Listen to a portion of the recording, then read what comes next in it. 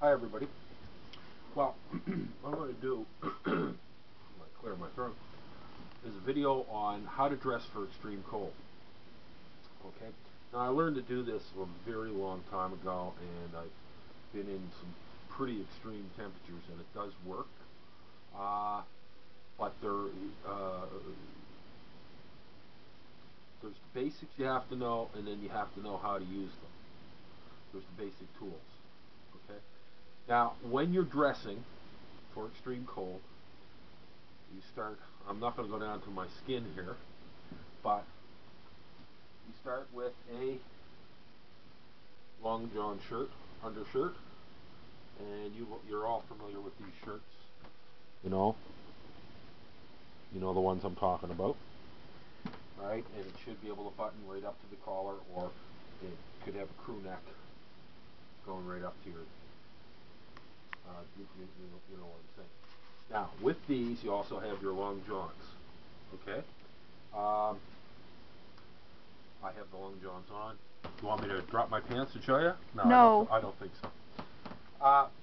Now, you have the long johns and this, and you have your heavy wool socks. You put those on. The next thing is trousers. All right. Now, these are lined trousers, right? Specifically, these are a work trouser, and they're lined. They're a flannel lined trouser, and so that adds extra warmth to your legs. But you don't have to have lined trousers. You can use, there's a lot of different ones out there, nylon shells with that nylon mesh. That stuff works really well as well. Basically what you're doing is you're layering up and you're trapping air, and you want as many air pockets as possible. And that nylon mesh inside the lined trousers, that stuff is excellent. Now, just hang on, I'll go grab here. I'll show you what I'm talking about.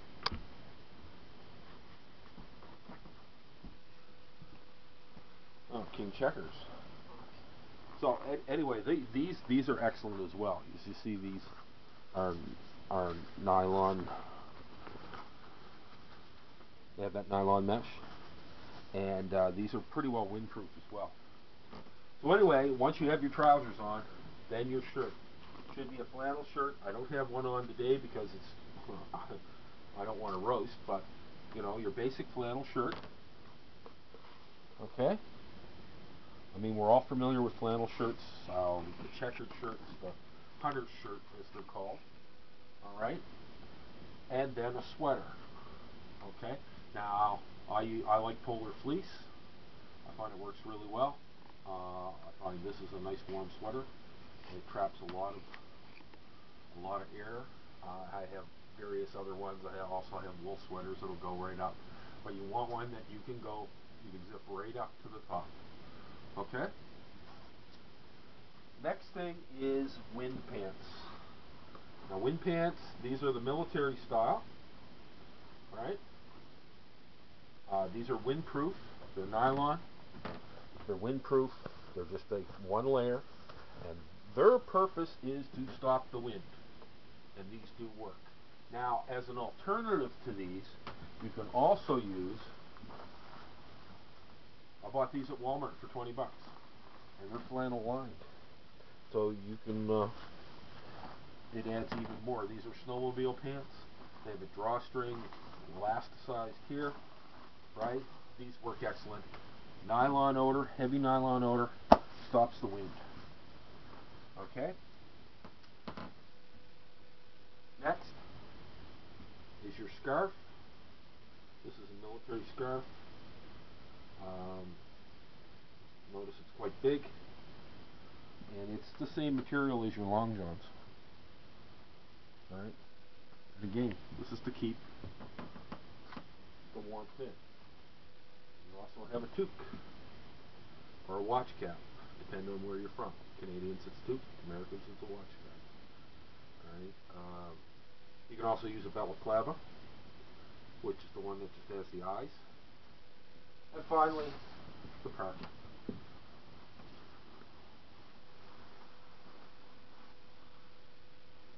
Zippers and buttons, drawstring, ties. This is a two-piece item. These parkas are excellent. This is Canadian military parka, but there's all kinds of other parkas out there that you can get. Civilian made, Columbia makes some. There's a whole bunch of different parkas out there. I'm going to take some of this off because I'm standing right by the wood stove and it is kind of warm. Now, when you have all this stuff on, you know, you're kind of bulked up. And the thing is if you're on the move, you have to remove some of it, right? You don't want all this stuff on. Now, normally, when I'm wearing the parka, if it's below minus 20 Celsius, I just wear a shirt. I don't bother wearing a sweater underneath. Don't need it, right? Because you're moving, you're walking, your body generates heat, the parka will hold it in. When you stop, that's when you have to put on the other stuff, okay? There's a different way to dress when you're moving than when you're stationary. Now, if there was an emergency and you didn't have heating oil or electricity to heat your home, you can dress this way and you'll be perfectly warm inside the house, simply because there won't be any wind, right? The wind will really do a number on you. But I mean, dressing with this. Now, you would also wear your mucklucks or your pack boots as well. Now, the layering system. It's learning how to use the layering system. Everything that I said to put on, right? Where you start with your long johns, shirt, trousers, sweater, scarf, hat, or scarf to parka, right? You can put that all on. If you start hiking with that stuff on, you're just going to start to sweat. You'll sweat, you'll dehydrate, and when you stop, you'll get cold. Very cold. Been there, done it. What you have to basically know what you're going to be doing. Now, I'm going to go out later and do some firewood. Now, it's very windy out there. The wind chill's down to minus 15 right now, Celsius. So basically, I'm just going with the parka and the shirt. I'll take off the sweater and the pants and the long johns. I'll keep my legs warm. And I'm just wearing my regular winter shoes, which are lined shoes. That'll be perfect. That's perfectly good order for dealing with the firewood on a day like today. When you work and you start to get warm, a lot of people have a tendency to take off their jacket. Ideally, you take off your jacket and then take off a sweater. You take the layers off from underneath and you put the outer layers back on top. This is very important because you can get very cold very quickly by doing it the other way. You know, you're there, you're sweating, you take your jacket off. That's what everybody has a tendency to do. That's what's wrong. That's what you don't do. You take your jacket off, you take off your sweater, put your jacket back on, or your parka.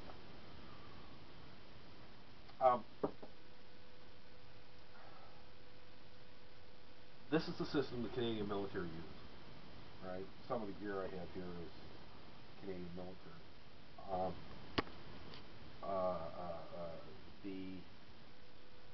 They use it because it works.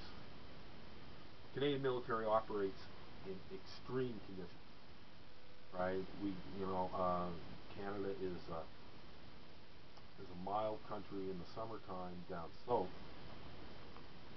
It's usually mild up north as well. But boy, when it gets cold, it gets cold. And they have to operate in conditions of anywhere from minus 20 to minus 50. They operate. Now, there are whiteout conditions where you can't go outside, but they've designed their equipment to work really well. If you get an opportunity to get a Canadian parka, I recommend it. Some of the features of the parka is it's a two-part system. You can take the liner out, right? It comes right out, and you can just wear the shell, depending on what you're doing. But what's great about this is, you know, like everything, you have the zipper.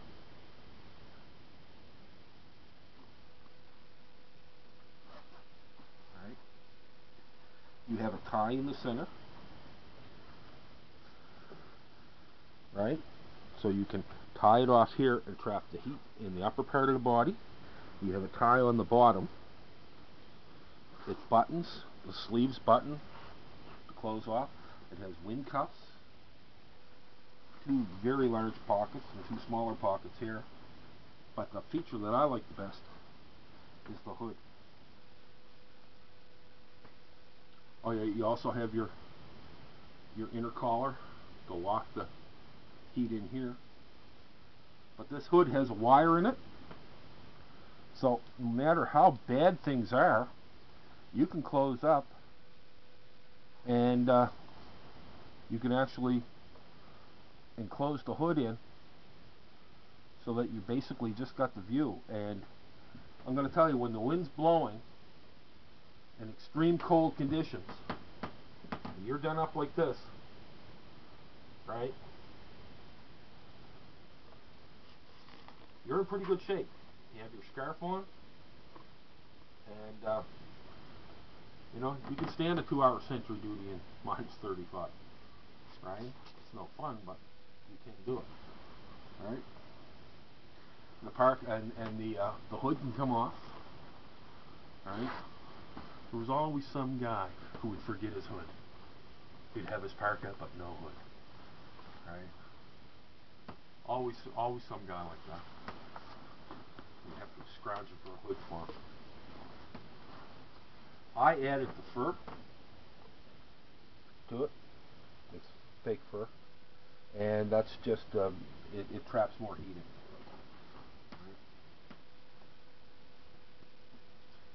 So anyway, just to review, you just start out and you layer, right? And depending on the conditions.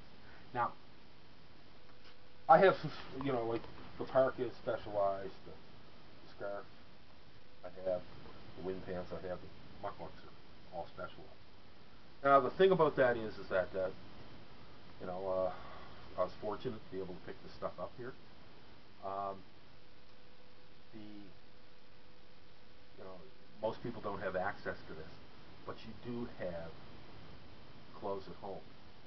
So if a situation developed in which you had to dress for extreme cold, you use the same basic system, right? Instead of long johns, use pajamas or track pants, right? Instead of a long john shirt, then you can use basically any light shirt that will trap air, right? It could be, you know, you can wear 2 shirts. You know, you don't have to have polar sleep. Any sweater will do, as long as you can get it right up to your neck here, right? Toques, you can use ball caps, you can use virtually anything, right? You can even use your scarf, right? There's been, you know, in those movies, Battle of the Bulge, the guys got their scarves and their helmets on top of them. These are the types of scarves they use. These are an excellent scarf for that. You know, you can do this. So you look like you know, the Amon from fucking Tehran. So what, right? Ah! Right? But the thing is that you can find substitutes for everything that I've said here, right? I mean, you can go into Walmart and you can pick up these. Another good substitute, and I'll tell you this, the guys who use this stuff really likes it. The insulated coveralls, right? A lot of guys use those for hunting. They have them in blaze orange, and the insulated coveralls. Guys who work in construction, the guys who work on the power lines, you see them wearing insulated coveralls. Because they're out in all kinds of weather at different times of year. So, but it's to layer up, to make sure that you layer up, right? A series of layers that you can build up to resist the cold, or to keep the heat in, because heat always travels to cold. Cold never travels to heat. It's always heat travels to cold.